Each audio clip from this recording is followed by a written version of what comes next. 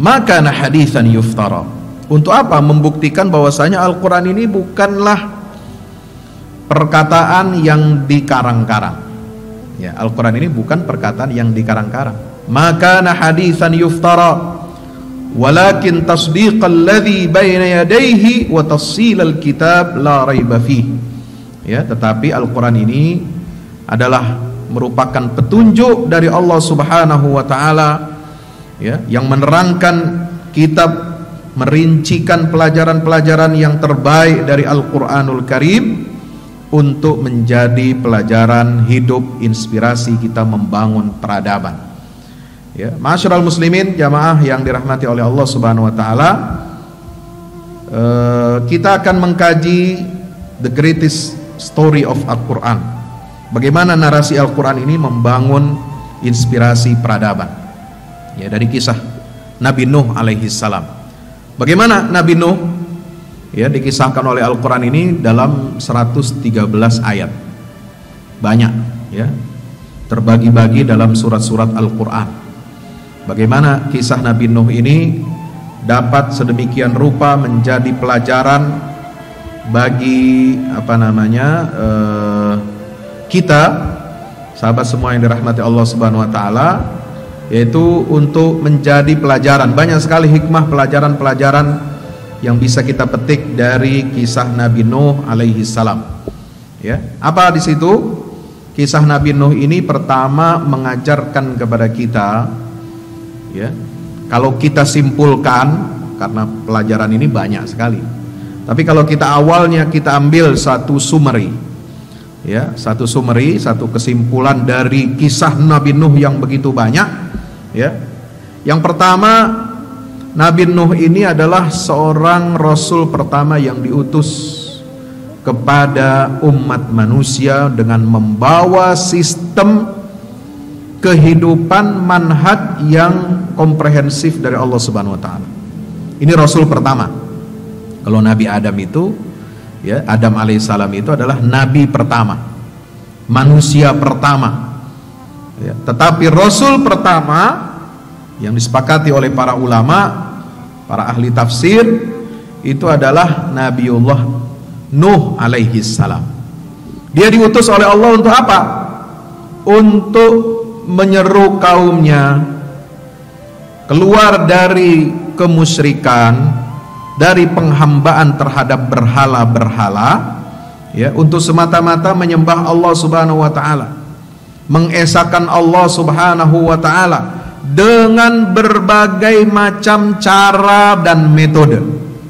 Baik dengan cara metode targhib, yaitu apa? Memberikan kabar gembira berupa pahala, berupa balasan yang baik dari Allah Subhanahu wa taala, maupun dengan metode tarhib, yaitu apa?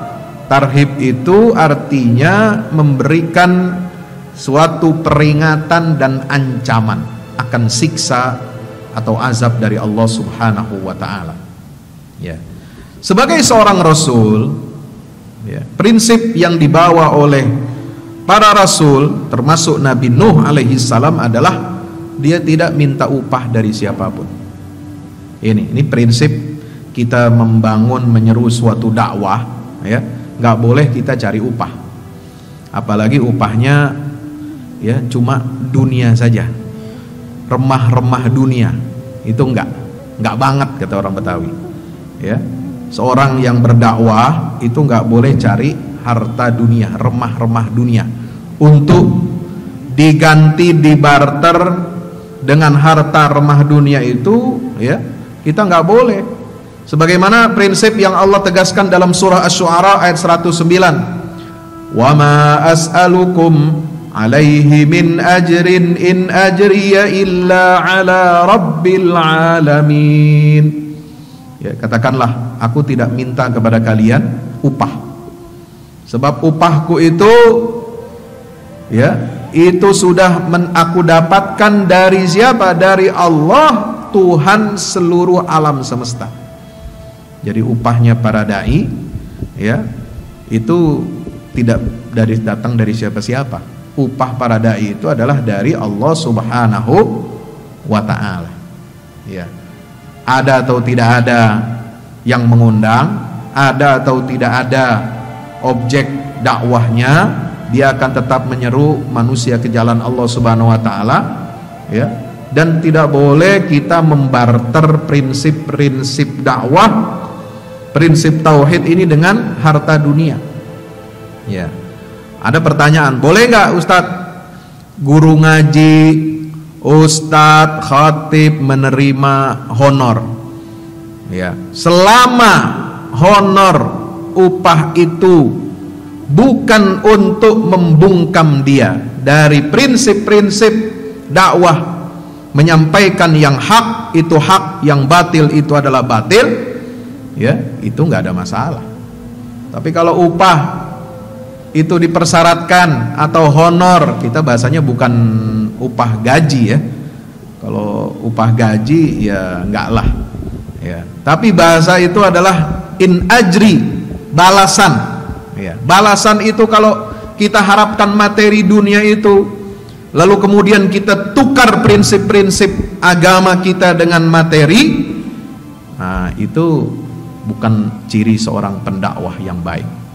Ya, ma as'alukum alaihi min ajrin in ajriya illa ala rabbil alamin. Surah Asy-Syu'ara ayat 109. Nabi Nuh alaihissalam ini, ya, beliau mendapatkan tantangan dari kaumnya. Oh, banyak sekali dalam surat Al-A'raf, surat Nuh, digambarkan surat Hud sampai surah Al-Anbiya, ya. Tantangan yang diterima oleh Nabi Nuh ketika dia mengajak menyerukan kaumnya. Kaumnya ini apa sih? Mereka menyembah patung berhala, dan berhala-berhala itu mereka buat replika tokoh-tokoh pahlawan-pahlawan hebat di kalangan mereka. Ada 5 tokoh yang didewa-dewakan, ya. Kita menghormati ulama bukan untuk mendewa-dewakan, ya. Hati-hati, jangan salah paham ini. Ya, ada salah paham, ada paham salah. Ya, kita menghormati, membela ulama itu bukan tujuannya mendewa-dewakan ulama. Ya, mendewa-dewakan tokoh beda dengan kita menghormati. Kita membela kalau dia benar, ulama benar, ya, ajaran yang dibawa juga benar. Kita bukan mendewa-dewakan, tapi membela dan menghormati. Ya, sekarang ini kadang-kadang kita berkomentar di media sosial ini, itu kadang nggak ada kontrolnya. Bahkan orang pinter aja pun kadang-kadang di luar kendali.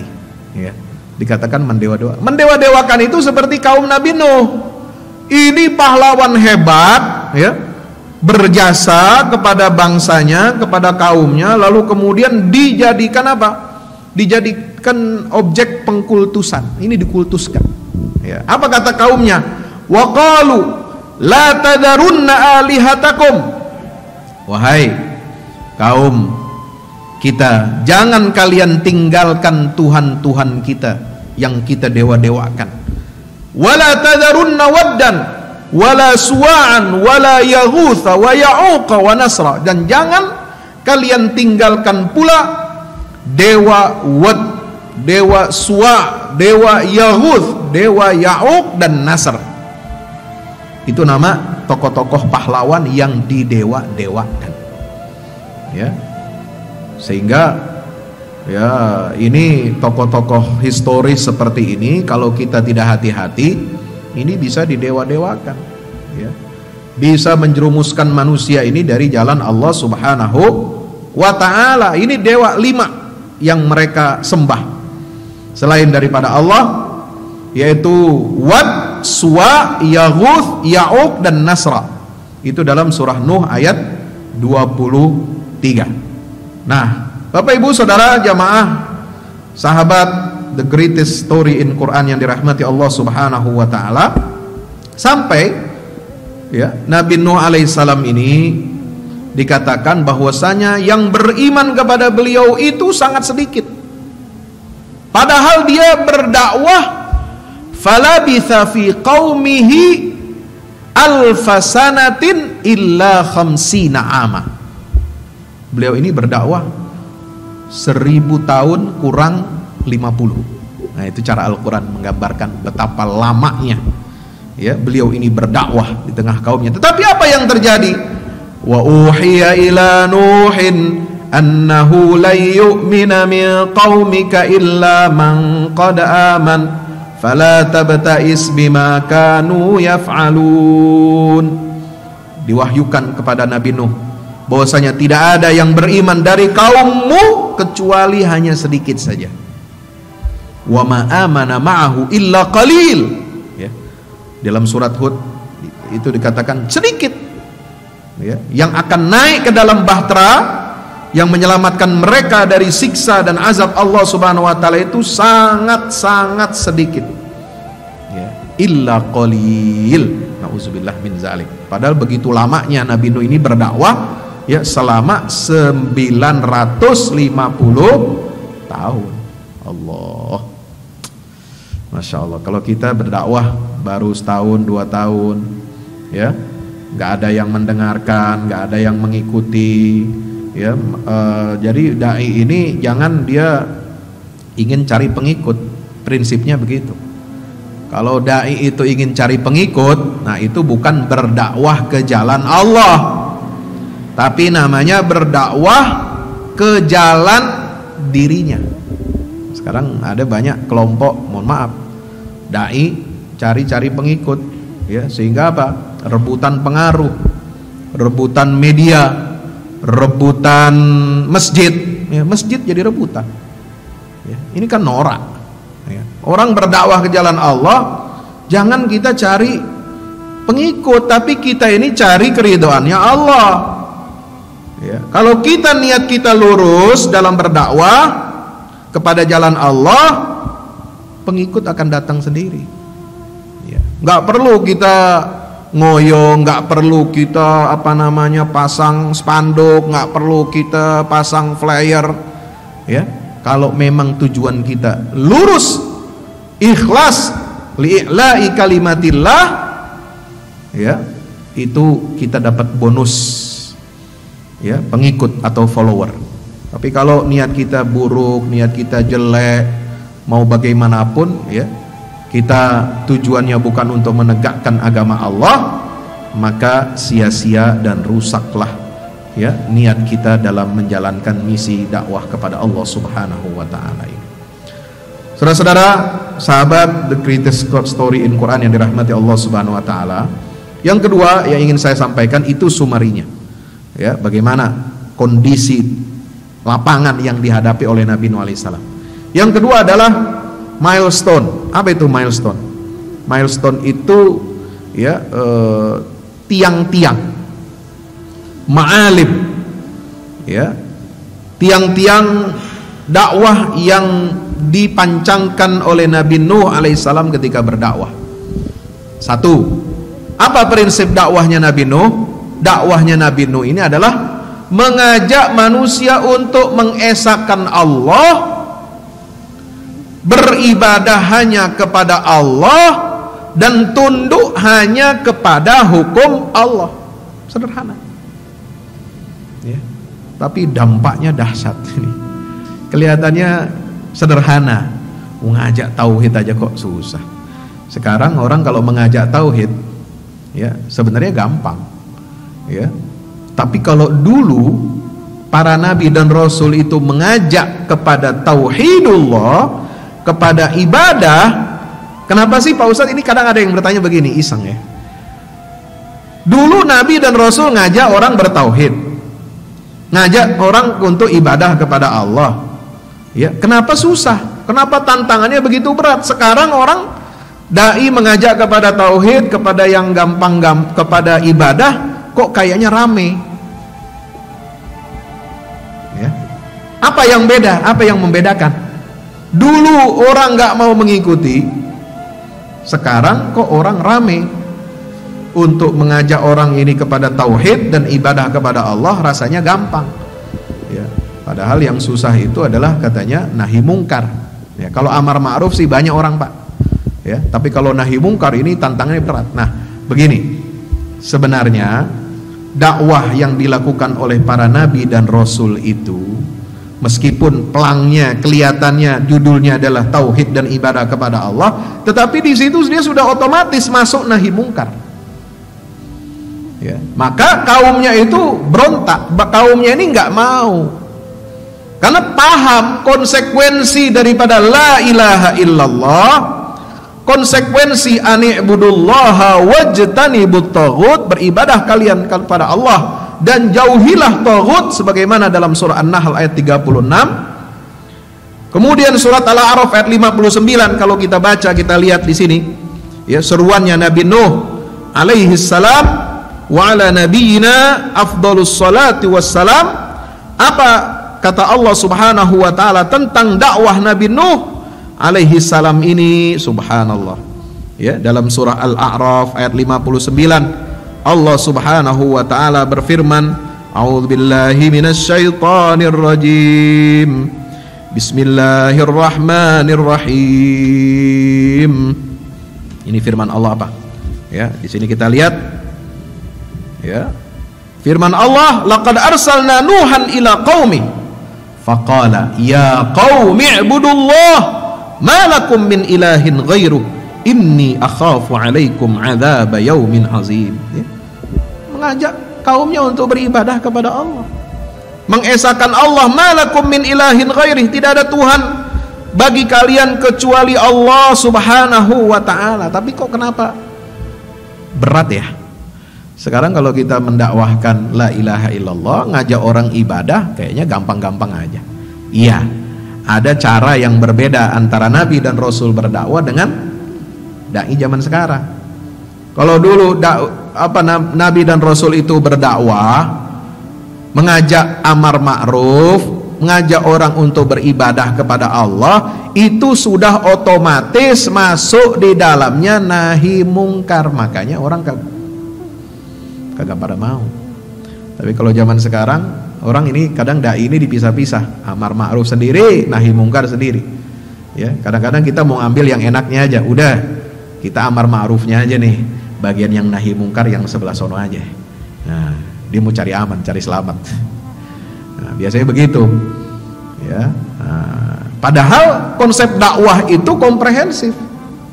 Makanya kita bisa bedakan kenapa Nabi dan Rasul dulu, ya, itu pengikutnya sedikit, itu tantangannya berat, itu dimusuhi, itu begini dan lain sebagainya. Itu karena memang dakwah kepada Allah Subhanahu wa taala ini, jamaah sekalian dirahmati Allah, itu yang mereka lakukan itu komprehensif, ya amar ma'ruf, ya juga nahi mungkar. Dan kaum Nabi Nuh ini paham, ya, mereka paham kalau mengikuti seruan la ilaha illallah, malakum min ilahin ghairuh, u'budullah, sembahlah kalian kepada Allah Subhanahu wa taala, esahkan Allah, tidak ada Tuhan kecuali Allah. Konsekuensinya mereka tidak bisa lagi melakukan maksiat, mereka tidak bisa lagi melakukan kemungkaran-kemungkaran, mereka tidak bisa melakukan kerusakan-kerusakan di muka bumi. Karena seruan untuk menyembah Allah dan mengesahkan Allah berarti kita tunduk kepada hukum Allah Subhanahu wa ta'ala. Nah, berarti sekarang kita harus ada kritik, otokritik kepada kita. Ini dakwahnya umat Rasulullah zaman sekarang, ya, ramenya kerumunan kalau kita tabligh akbar. Ya, ini rame, kerumunan tabligh akbar, rame, ngajak orang kepada kebaikan, ayo ngajak sholawat, ngajak sedekah, ngajak silaturahim, ngajak apa macam-macam, sholat dan lain sebagainya, ngajak puasa, orang rame, seneng Pak. Nggak ada yang dikhawatirkan, ya. Kenapa? Karena mohon maaf, dakwah kita ini kita memisah-misahkan dan memilah-milah mana yang ma'ruf, mana yang mungkar. Yang ma'ruf kita rajin dakwahi, yang mungkar kita kagak dakwahin. Ya, ini. Jadi jangan aneh, oh sekarang gampang nih berdakwah. Kalau zaman dulu kenapa susah Rasulullah dan nabi-nabi sebelumnya itu kok begitu berat tantangannya? Ya karena mereka tidak pisahkan antara amar ma'ruf dan nahi mungkar.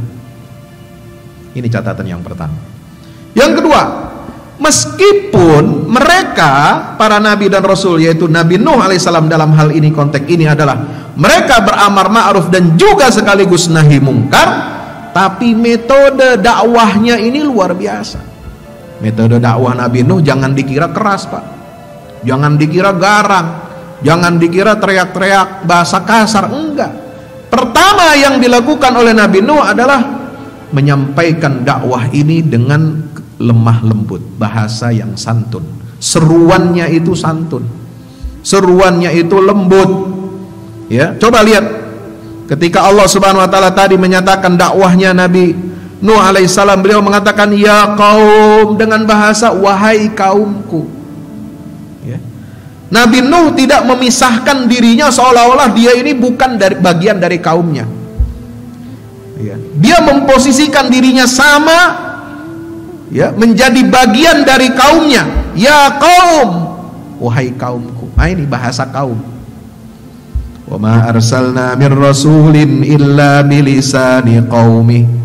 Tidaklah kami utus seorang rasul kecuali dengan menggunakan bahasa kaumnya, dengan bahasa yang persuasif. Dalam surah Asy-Syu'ara 106 mengatakan idz qala lahum akhuhum Nuh. Saudara mereka Nuh berkata kepada mereka, ala tattaqun, kenapa kalian tidak mau bertakwa? Ya, kita harus dai ini, para pendakwah ilallah, para dai ilallah ini, ya, harus pakai bahasa kaumnya. Pendekatan bahasa kita bahasa yang santun. Jangan kita merasa lebih tinggi dari mereka. Jangan kita mencela mereka, jangan kita menghina mereka, jangan kita mengeluarkan kata-kata kasar seolah-olah kita ini beda dari mereka, kita ini suci, mereka tidak suci. Jangan. Ya kaum, ingatkan dengan baik, dengan bahasa yang lembut, wahai kaumku. Ya, mohon maaf. Jadi memang sih ada yang mengatakan sombong kepada orang sombong itu sedekah. Tapi lebih baik, ya, ikut cara Nabi dan Rasul. Para Nabi dan Rasul tidak pernah menggunakan bahasa yang sombong kepada orang-orang sombong. Tetap merendah hati. Ya kaum, wahai kaumku. Ya, kalau mau pakai bahasa yang tadi sombong kepada orang sombong, ya silakan aja. Tapi kalau saya cenderung untuk memilih pakai bahasa yang lembut, tapi menukik, ya, tapi menusuk nih.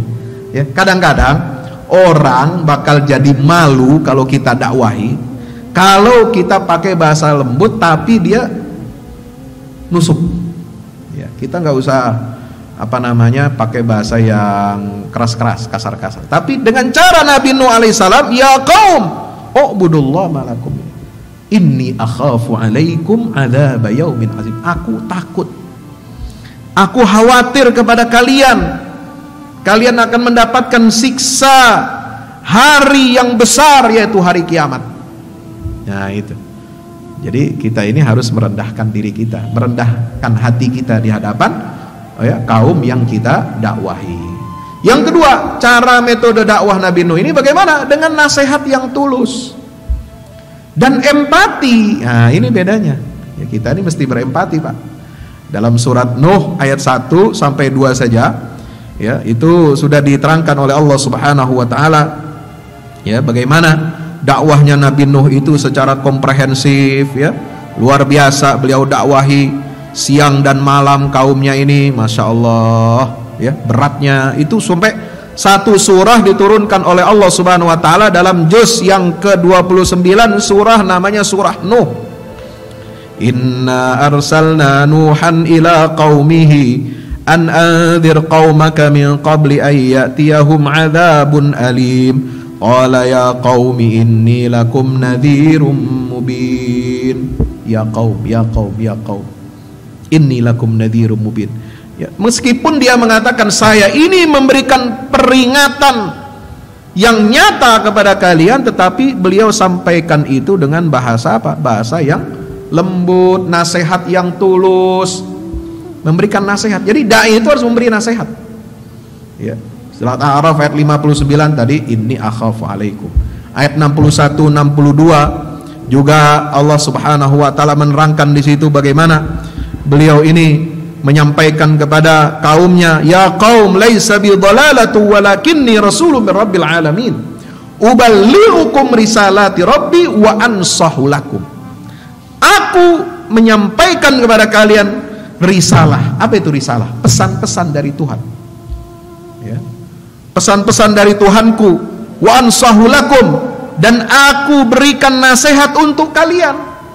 Jadi nasihat ini harus kita sampaikan dengan baik. Wa a'lamu minallahi ma la ta'lamun, dan aku mengetahui apa yang tidak kalian ketahui. Nah ini, jadi empati Pak, ya, kita sampaikan dakwah ini dengan berempati, ya, dengan nasihat yang tulus. Yang ketiga, dakwah yang dilakukan Nabi Nuh ini dilakukan siang malam, nggak kenal capek, nggak kenal lelah. Inni da'autu qaumi laylan wa nahara, ya, falam yazidhum du'ai illa firara, wa inni kullama da'autuhum litaghfira lahum ja'alu asabi'ahum fi adhanihim wastaghshaw thiyabahum wa asarru wastakbaru istikbara thumma inni da'autuhum jihara thumma inni a'lantu lahum wa asrartu lahum israra. Aneka cara, dengan cara, beragam cara yang dilakukan oleh Nabi Nuh alaihissalam untuk mendakwahkan kaumnya. Siang malam dia berdakwah. Da'autu qaumi lailan wa nahara. Mereka tidak menerima seruanku kecuali mereka semakin lari, ya, illa firara. Tetapi dia tidak putus asa. Nabi Nuh tidak putus asa. Wa inni kullama da'utuhum, ya, setiap kali aku ajak mereka untuk menyembah Allah, mentauhidkan Allah, ya, ja'alu asabi, sampai bagaimana? Mereka taruh, ya, jari-jari mereka itu di telinga mereka. Mereka tutupi kupingnya. Ya, ini kan menunjukkan apa? Bagaimana masuk telinga kan cuma satu jari, Pak. Ya kan? Cukup satu jari, tapi Allah menggambarkan mereka jadikan semua 5 jari ini, bahkan 10-10-nya itu dimasukkan ke telinga mereka. Nah, gimana? Ya, ini untuk memberikan apa? Kesan betapa berlebihannya mereka menolak dakwahnya Nabi Nuh alaihissalam. Satu jari aja cukup untuk satu telinga, ya. Ini 5-5-nya dimasukin katanya. Nah, itu. Wastaghshaw thiyabahum, enggak cukup masukin jari-jarinya ke telinga, tetapi mereka, ya, menutupkan badan mereka, pakaian mereka pakai pakaian itu ditutupin supaya apa? Enggak mau dengar, enggak mau lihat. Nah, itu. Wa asarru wastakbaru istikbara. Mereka israr, mereka terus menerus seperti itu dan menampakkan kesombongan. Subhanallah. Jadi sampai segitunya tuh didakwahi, ya, gambaran kaumnya ini betapa jeleknya. Dan bukan hanya, ya, dilakukan siang malam, tetapi juga jihara dengan terang-terangan, kemudian dilakukan dengan sembunyi-sembunyi, rahasia. Itu semua dilakukan oleh Nabi Nuh alaihissalam. Apa metode dakwah yang lain? Targhib, menggembirakan. Jadi dakwah itu harus menggembirakan, jangan cuma nakut-nakutin orang, jangan cuma menyampaikan ini ancaman, siksa, tapi juga harus apa? Berempati dengan apa? Memberikan apa? Kabar gembira, pahala dari Allah Subhanahu wa ta'ala. Contohnya apa kata Nabi Nuh alaihissalam? Ani'budullaha wattaquhu wa ati'un.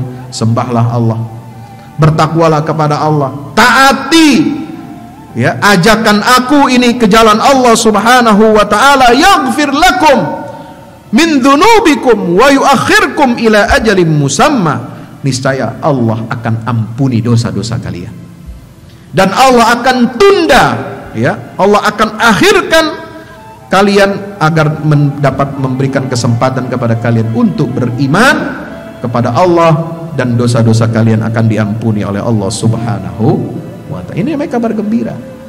Jadi dai itu harus memberikan kabar gembira, jangan hanya memberikan ancaman-ancaman saja.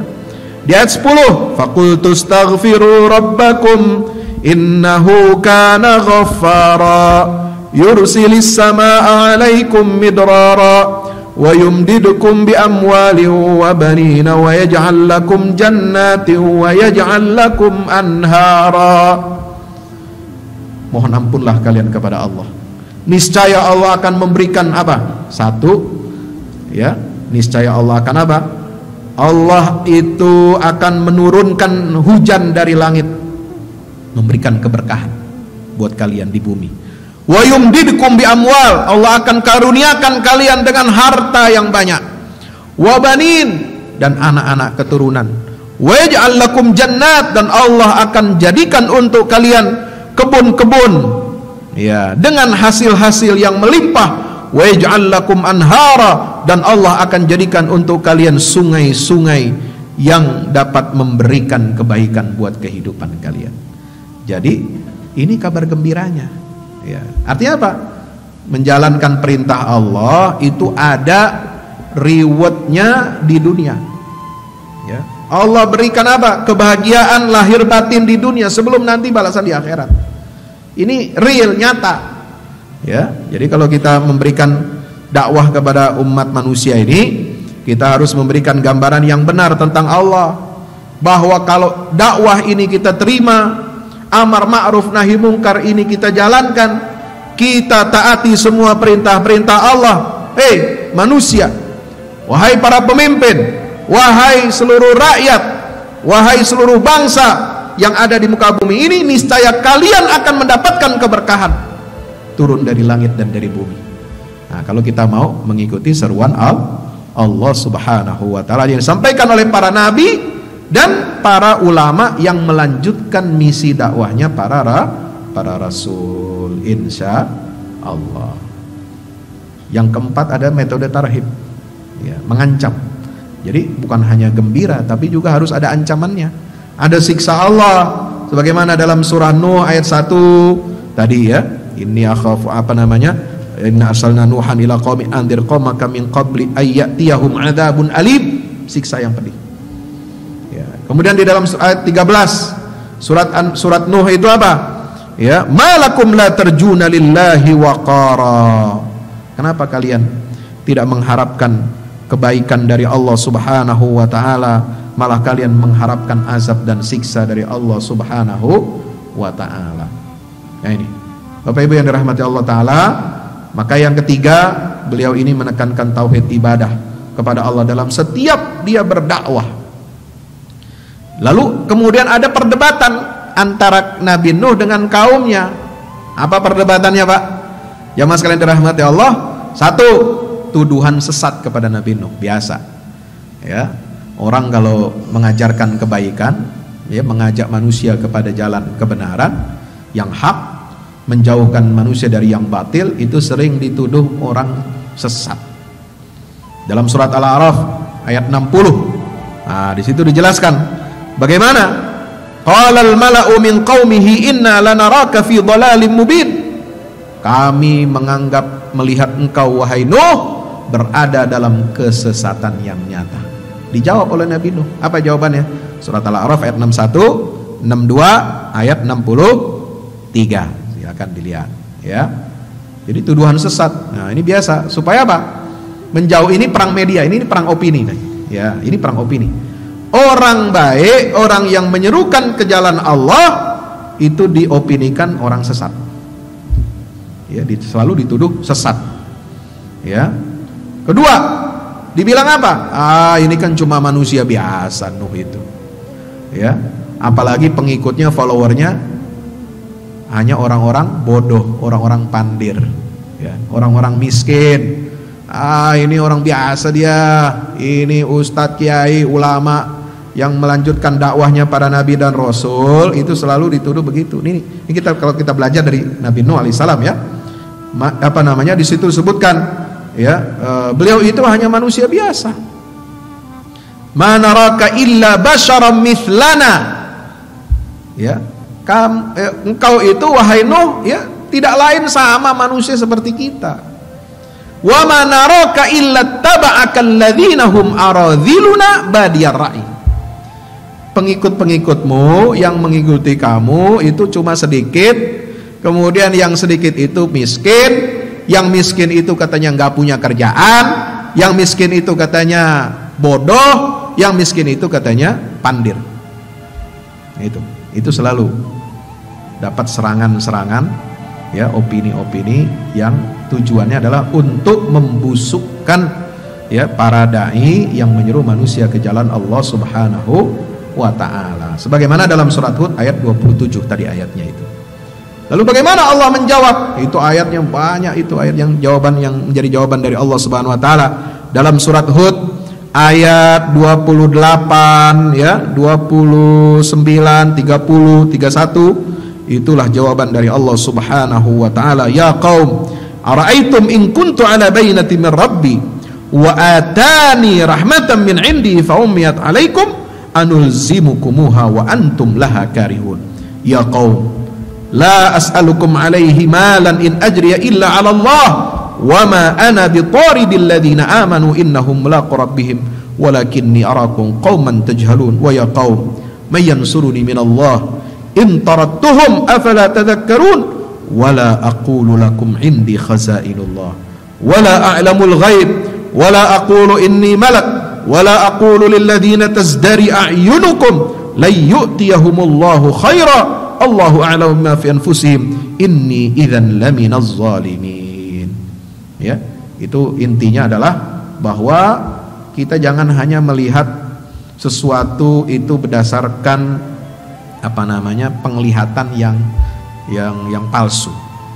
Ya, jangan hanya melihat, ya, Nabi Muhammad juga itu pengikutnya dulu, ya, itu dituduh orang-orang awam, orang-orang yang sakit hati, barisan sakit hati, ya. Karena di Mekah itu kan orang-orang musyrikin Quraisy ini pemuka-pemuka yang kaya raya, ya. Mereka yang mengikuti Nabi rata-rata dari hamba sahaya, budak.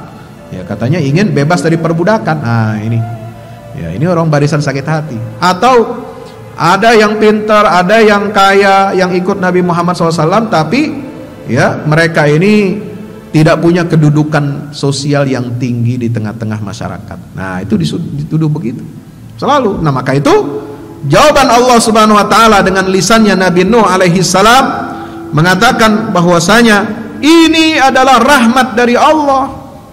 Ya, aku datang kepada kalian ini bawa rahmat dari Allah, jangan kalian musuhi. Ini rasa sayang dari Allah kepada kalian untuk menyelamatkan kalian dari siksa api neraka. Maka aku datang ini membawa rahmat dari Allah Subhanahu wa taala. Maka setiap nabi dan rasul itu rahmatan lil alamin. Sebagaimana Rasulullah, wa ma arsalnaka illa rahmatan lil alamin. Dan bukan tugasnya para nabi itu untuk mengusir orang-orang yang beriman, walaupun mereka kelihatannya orang lemah, tidak punya kekuasaan, nggak punya kekuatan, ya. Seperti apa? Ada seorang sahabat Nabi, Bapak Ibu yang dirahmati Allah, ya, ini yang terkenal dalam sejarah dan justru orang ini dimuliakan oleh Allah Taala. Ya, para sahabat Nabi itu orang lemah kebanyakan. Salah satunya adalah Abdullah ibnu Mas'ud. Abdullah bin Mas'ud ini julukannya di kalangan pemuka Quraisy itu apa? Ya Ruwaiyal Ghanam. Wahai penggembala kambing yang kurus, ceking, kecil, lemah, miskin. Lengkap di situ julukannya. Kalau Ruwaiyal Ghanam masih mending, wahai penggembala tapi dia sehat. Penggembala yang ya ada dari keluarga yang ya lumayan gitu ya. Tapi ini Ruwaiyal Ghanam, ya, itu julukan yang bernada mengejek dan menyindir. Tetapi Abdullah bin Mas'ud ini, ya, dengan batisnya yang kecil, dengan perawakannya yang kecil, kata Nabi SAW, itu betisnya, ya, Abdullah bin Mas'ud itu kalau ditimbang berat amalnya untuk agama Allah itu lebih berat dari berat gunung Uhud. Padahal betisnya Abdullah bin Mas'ud itu sangat kecil, ya, dibandingkan dia nggak normal, betisnya kayak kita, dia kecil, ya. Tapi itu kata Nabi SAW itu lebih berat daripada beratnya gunung Uhud, ya, subhanallah. Demikian pula sahabat-sahabat yang lain, mereka ini banyak dihinakan, dipinggirkan, dimarginalkan oleh kaumnya, tapi mereka diangkat oleh Islam Mereka dibina oleh Rasulullah menjadi orang-orang hebat, dan mereka lah yang menjadi penyelamat umat manusia ini dari kehancuran. Ya, Bapak bin rahmati Allah. Apalagi perdebatan Nabi Nuh dengan kaumnya. Nabi itu mestinya dari golongan malaikat. Nah itu dalam surat Al-Mu'minun ayat 24 ya. Mestinya ini malaikat ini yang turun jadi nabi, bukan dari golongan manusia. Ada lagi mengatakan kepada Nabi Nuh, ya, Nabi Nuh itu tidak punya lakum alaina min fadlin, tidak punya keunggulan. Ya, yuridu ayyatafaddala alaina. Oh, ini ambisi aja Nabi Nuh itu, dia pengen jadi pemimpin kita. Ya, ini tuduhan ya. Ya, ini berambisi jadi pemimpin. Ya, maka itu ada jawabannya dari Al-Qur'anul Karim. Subhanallah. Tahap akhir bagaimana? Dari perjalanan kisah dakwah Nabi Nuh, tahap akhir hancurnya kebatilan itu bagaimana? Ketika kaum Nabi Nuh itu tidak punya lagi alasan, udah kehabisan bahan membantah ya dakwahnya Nabi Nuh alaihissalam, kerasulannya Nabi Nuh, apa yang mereka lakukan? Mereka udah nggak pakai otak lagi, udah pakai otot. Udah kehabisan bahan, kehabisan argumentasi, kehabisan cara untuk berdebat. Apa yang mereka gunakan? Mereka gunakan ancaman-ancaman, intimidasi dan teror. La illam tantahi ya Nuh latakunanna minal marjumin. Kalau kamu tidak mau berhenti dari dakwahmu ini, maka kamu akan kita lempari dengan batu. Ya, itu ancaman. Ada lagi nabi yang lain, latakunanna minal masjunin, kamu akan dipenjara. Kalau Nabi Muhammad di dalam surat Taubah itu dikatakan ya, yaqtulu wa yamkuruna wa yamkurullah, ya, dibunuh ya, kemudian disiksa atau dipenjara gitu. Nah, ini udah nggak ada cara lagi, mereka begitu biasanya. Ya, kepada Nabi Musa juga begitu, kepada Nabi Soleh juga begitu. Ya, udah nggak bisa, udah kehabisan bahan, ya, yang mereka lakukan itu apa? Ya, caranya adalah dengan menteror dan mengintimidasi fisik. Ya, nauzubillah min zalik. Maka itu Nabi Nuh kemudian setelah mendapatkan teror, ancaman, intimidasi, beliau menantang kaumnya seraya penuh dengan ketawakalan kepada Allah Subhanahu wa taala. Beliau menyampaikan firman Allah sebagaimana yang direkam dalam surah Yunus ayat 71 sampai 72. Apa kata Allah Subhanahu wa taala mengenai Nabi Nuh? Ya, watlu alaihim naba'a Nuh idh qala liqaumihi ya qaum in kana kabura alaikum maqami wa tadhkiri bi ayatillah fa'ala Allahi tawakkaltu fa'ajmi'u amrakum wa syuraka'akum thumma la yakun amrukum alaikum ghummatan thumma qdu ilayya wa la tunzirun fa in tawallaitum fama sa'altukum min ajrin in ajriya illa 'ala Allah wa umirtu an akuna minal muslimin. Beliau tantang ya kaumnya ini seraya penuh dengan tawakal kepada Allah Subhanahu wa taala.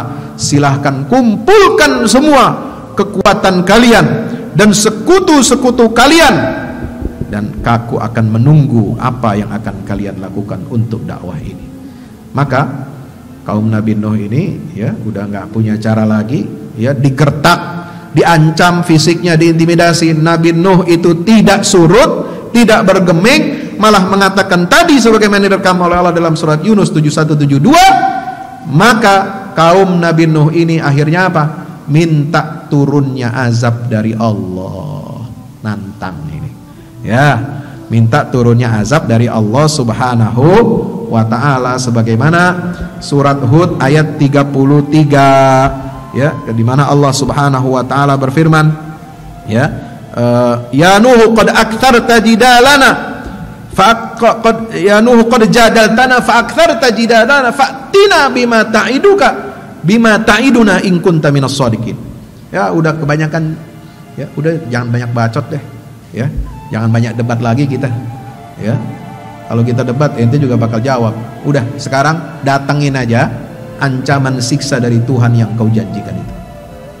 Ini kata siapa? Kaumnya Nabi Nuh. Udah nantang begitu, maka Nabi Nuh merespon dengan berdoa kepada Allah Subhanahu wa taala sebagaimana yang ada dalam surat Nuh ayat 26 sampai 27. qala nuhur rabbi qala nuh rabbi la tadhar 'alal ardi minal kafirina dayyara innaka in tadharhum yudillu ibadaka wala yalidu illa fajiran kafara. Ya Allah, jangan biarkan, jangan sisakan seorang pun dari orang kafir di negeri ini. Hancurkan mereka semua. Karena apabila engkau biarkan mereka hidup, mereka tidak akan melahirkan kecuali orang fajir dan kafir lagi. Sampai begitu doanya Nabi Nuh alaihi salam, ya.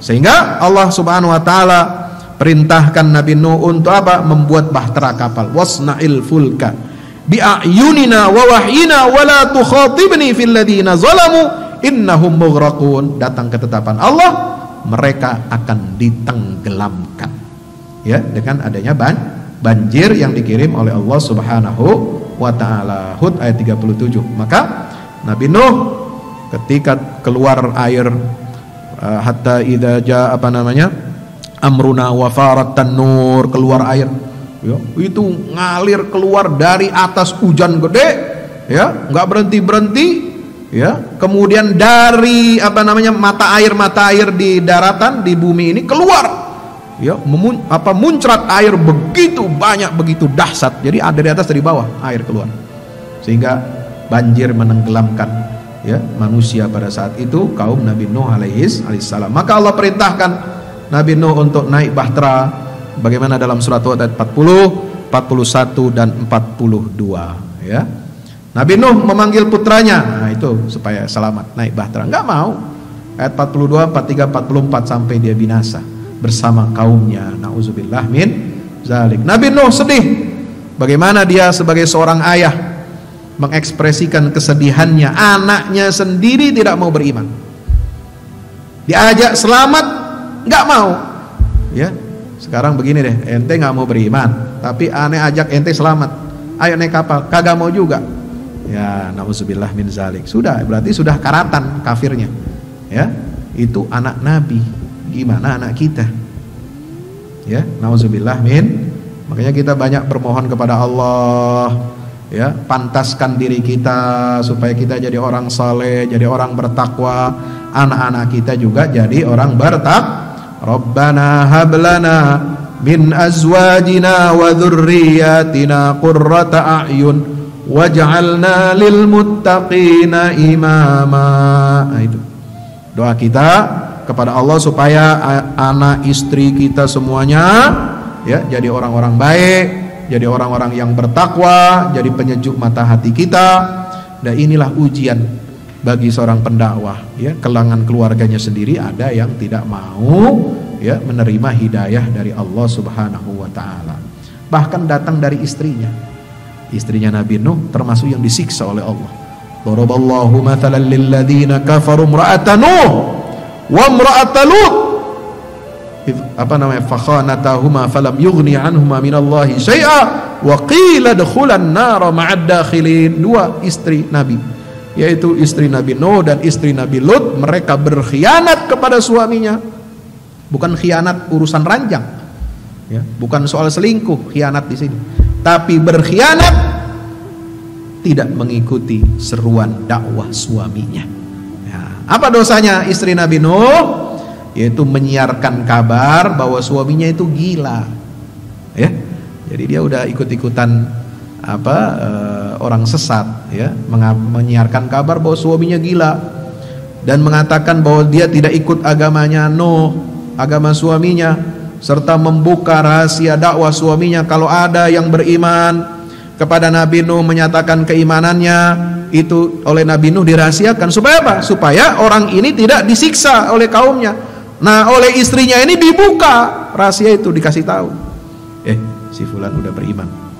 Nah, lalu maka orang berbondong-bondong, ya, menyiksa, ya, orang tersebut. Nauzubillah min. Itulah dosa istri Nabi Nuh, sehingga dia juga ikut, ya, mendapatkan siksa dari Allah Subhanahu wa taala. Sahabat, the greatest story in Quran yang dirahmati Allah taala. Maka itu pelajaran terakhir, ya, pertama kita mesti bersabar dalam menghadapi gangguan-gangguan dakwah.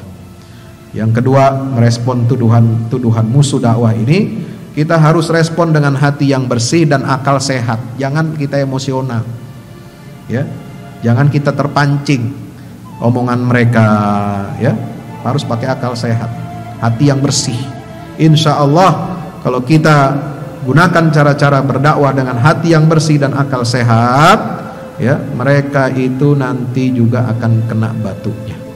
Ya, kita mesti sabar aja.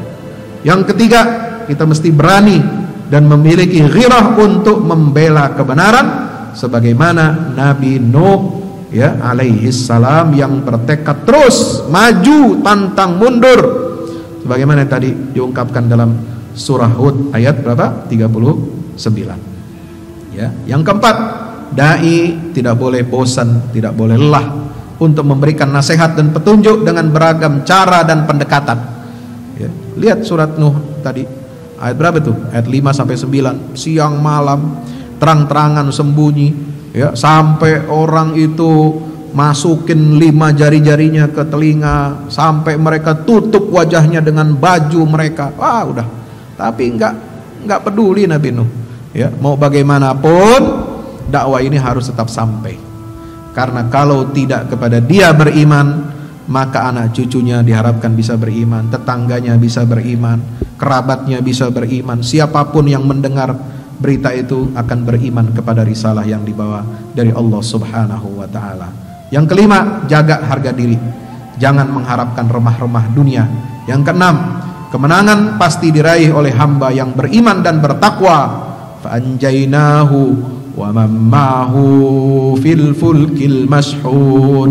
Kami selamatkan Nabi Nuh bersama orang-orang yang beriman kepadanya, ya, di atas bahtera yang sudah penuh dengan makhluk-makhluk Allah Subhanahu wa taala yang diperintahkan untuk diselamatkan oleh Nabi Nuh. Dan kebinasaan, kehinaan pasti menimpa kaum yang zalim, ya. Tsumma aghraqna ba'dul baqin wa qila bu'dan lil qaumiz zalimin. Itu perkataan Nabi Nuh alaihissalam, celakalah, laknat Allah akan menimpa orang-orang yang zalim. Kezaliman yang terbesar adalah perbuatan syirik kepada Allah, ya, ingkar kepada Allah, mengingkari risalah yang dibawa oleh para nabi dan rasul, ya, risalah yang dilanjutkan oleh para ulama-ulama rabbani pewaris para nabi. Itu kezaliman yang paling besar. Nauzubillah min zalim. Yang ketujuh terakhir, garis keturunan dan kekerabatan, juga kedudukan dan harta kekuasaan bukan penentu kemuliaan seorang hamba Allah, tetapi yang menentukan adalah apa? Ketakwaannya di hadapan Allah, amal salehnya, ya, hatinya yang bersih untuk menerima seruan agama Allah. Itulah yang menentukan kedudukan seorang hamba di mata Allah Subhanahu wa taala. Demikian aku qouli hadza, astaghfirullah li wa lakum. Wassalamualaikum warahmatullahi wabarakatuh.